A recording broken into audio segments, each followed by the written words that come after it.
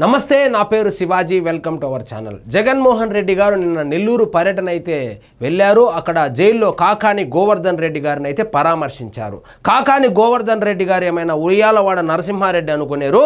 ఆయన చేసినటువంటి పని ఏంటంటే అక్రమ క్వాడ్జ్ రవాణా, అక్రమ క్వాడ్జ్ మైనింగ్. సరే, అది చేస్తే పోయారు. ఇది వైఎస్ఆర్సీపీ నాయకులకు ఇది అలవాటే కదా, అందులో వింతేముంది అనుకోవద్దు.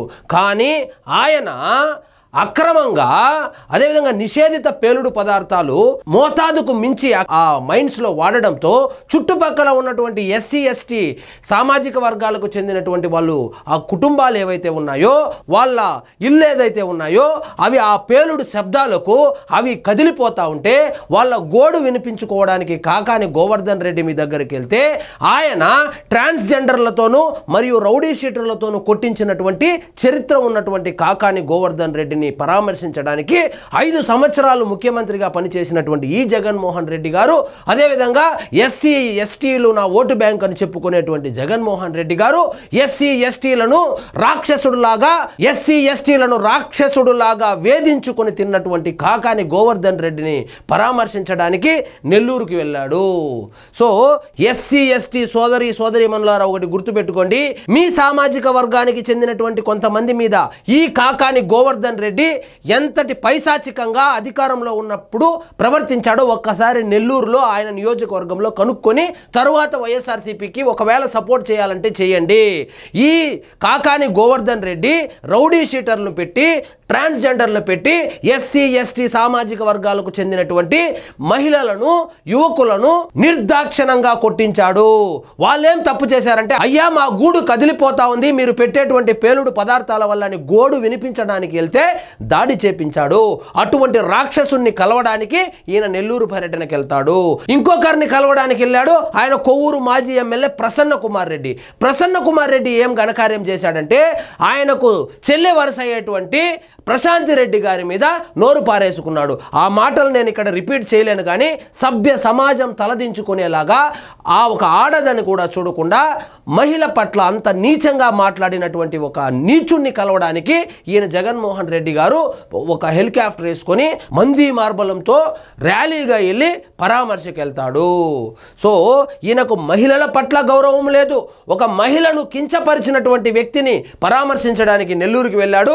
ఎస్సీ ఎస్టీ సామాజిక వర్గ ప్రజలను రాక్షసుడులాగా వేధించినటువంటి ఒక వ్యక్తిని కలవడానికి జగన్మోహన్ రెడ్డి గారు నెల్లూరు పర్యటనకు వెళ్ళారు. వెళ్ళి వచ్చేశారు, మళ్ళీ బెంగళూరుకి వెళ్ళిపోయారు అనుకుంటా. కానీ ఇక్కడ ఏం జరిగిందంటే, నెల్లూరు పర్యటనను వీళ్ళు చాలా ప్రతిష్టాత్మకంగా తీసుకొని నెల్లూరులోని ఉమ్మడి నెల్లూరు జిల్లాలోని 10 నియోజకవర్గాలకు సంబంధించి అన్ని నియోజకవర్గాల నుంచి జన సమీకరణ చేసి బల ప్రదర్శన చేయాలని వాళ్ళైతే ప్రయత్నాలు చేశారు. పోలీసులు ఆంక్షలు విధించారు. పోలీసులు ఆంక్షలు పట్టించుకున్నటువంటి చరిత్రే జగన్మోహన్ రెడ్డి గారికి లేదు కాబట్టి దాని విషయం పక్కన పెడితే బల ప్రదర్శనకైతే దిగారు. కానీ జనాలు మాత్రము ఈసారి చీకొట్టేశారు. వాళ్ళు మేము రామని చెప్పి డబ్బులు ఇచ్చినా కూడా మేము ఆ పర్యటనకు రామని చేతులు ఎత్తేస్తే అట్టర్ ఫ్లాప్ అయింది. ఇక్కడ చూడండి, జనం తక్కువ, ఆర్భాటం ఎక్కువ. జనాలు రాకపోవడంతో ఎక్కడో ఒక ఇరుకు సందులో ఒక 2000 మందిని పోగేసుకొని ఈయన మాస్ లీడర్ అని వైఎస్ఆర్సీపీ వాళ్ళు సోషల్ మీడియాలో వాళ్ళైతే కేజీఎఫ్ మ్యూజిక్ బ్యాక్గ్రౌండ్ వేసుకొని వైరల్ చేసుకుంటున్నారు. కానీ నిన్న జగన్ గారి పర్యటన అయితే అట్టర్ ఫ్లాప్ అయింది.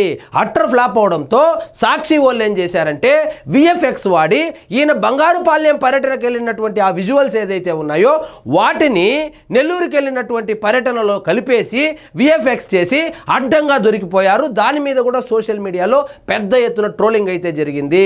ఇక్కడ చూడండి, జగన్ నెల్లూరు పర్యటనలో హడావుడి, భారీగా జన సమీకరణకు ప్రయత్నాలు చేసిన కదలి రాని పార్టీ శ్రేణులే కదలి రాలేదు. ఇంకా సాధారణ జనాల పరిస్థితి దేవుడు ఎరుగు.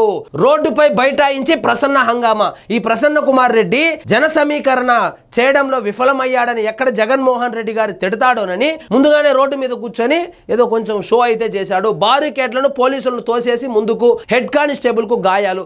జగన్మోహన్ రెడ్డి గారు ఎక్కడ పర్యటనకి వెళ్ళినా అక్కడ గాయాలు అవ్వడము, ప్రాణాలు కోల్పోవడము అది వచ్చి పరిపాటైపోయింది. జరిగింది. నిన్న కూడా ఒక హెడ్ కానిస్టేబుల్కు గాయాలయ్యాయి.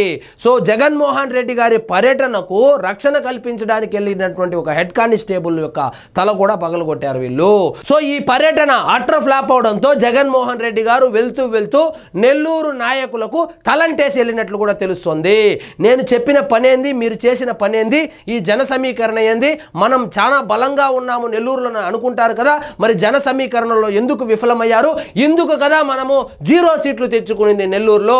ఇదే విధంగా ముందుకెళ్తే నెక్స్ట్ ఎలక్షన్లో కూడా మనకు కష్టమే, బాగానే సంపాదించుకున్నారు కదా, బయట పెట్టండి, ఖర్చు పెట్టండి అని చెప్పి ఆ నాయకులు ఎవరైతే ఉన్నారో వాళ్ళ మీద విరుచుకుపడినట్లు కూడా వార్తలు అయితే వస్తూ ఉంది. సో జగన్మోహన్ రెడ్డి గారి నెల్లూరు పర్యటన అట్టర్ ఫ్లాప్ అయ్యింది. కాబట్టి వాళ్ళు సాక్షి మీడియాలో పాత వీడియోలు, జనాలు ఉన్నటువంటి వీడియోలు తీసుకొని వచ్చి దాన్ని నెల్లూరులో జరిగినట్లు వాళ్ళైతే విఎఫ్ఎక్స్ తో బిల్డప్ ఇస్తున్నారు. వాస్తవంగా జగన్మోహన్ రెడ్డి గారి పర్యటనకు వచ్చినటువంటి క్రౌడ్ ఎంత అయితే వాళ్ళు బంగారుపాలెం మార్కెట్ యార్డుకు వచ్చి వెళ్ళినప్పుడు వచ్చినటువంటి జనాల ఫోటోలు అవి ఆ వీడియోలు వేసుకొని సునకానందాన్ని అయితే పొందుతున్నారు. సో మొత్తానికి జగన్మోహన్ రెడ్డి గారి నెల్లూరు పర్యటన అట్టర్ ఫ్లాప్ అయింది.